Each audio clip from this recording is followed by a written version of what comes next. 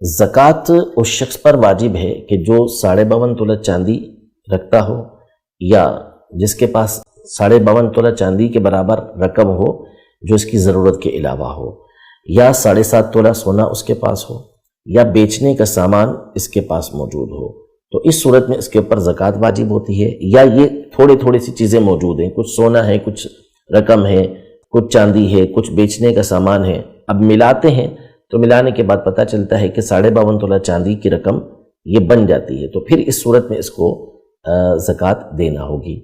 और दे उसको सकते हैं कि जिसके पास ना 52.5 तोला चांदी है, ना इसके बराबर रकम मौजूद है, ना बेचने का सामान इतना मौजूद है, ना फालतू सामान इसके पास इतना मौजूद है कि जिसकी कीमत लगाएं तो फिर वो 52.5 तोला चांदी के बराबर हो जाएगा। जैसे बाज़ औक़ात ज़रूरत के अलावा चीज़ें होती हैं, दो मोबाइल रखे हुए हैं, एक मोबाइल से काम हो जाता है, दूसरा मोबाइल ऐसे ही रखा हुआ है, और वो मोबाइल बाज़ औक़ात जो है वो लाख 2-3 लाख रुपए के होते हैं, जिसकी कोई हाजत ही नहीं होती।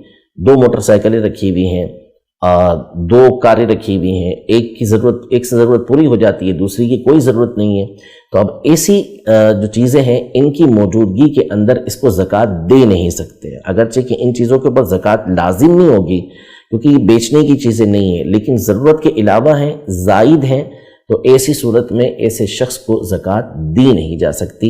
इसी तरह किसी के पास सोना 7.5 तोला से कम है, लेकिन ज़ाहिर है कि वो 52.5 तोला चांदी की रकम के बराबर हो जाता है, तो उसको भी ज़कात नहीं दे सकते।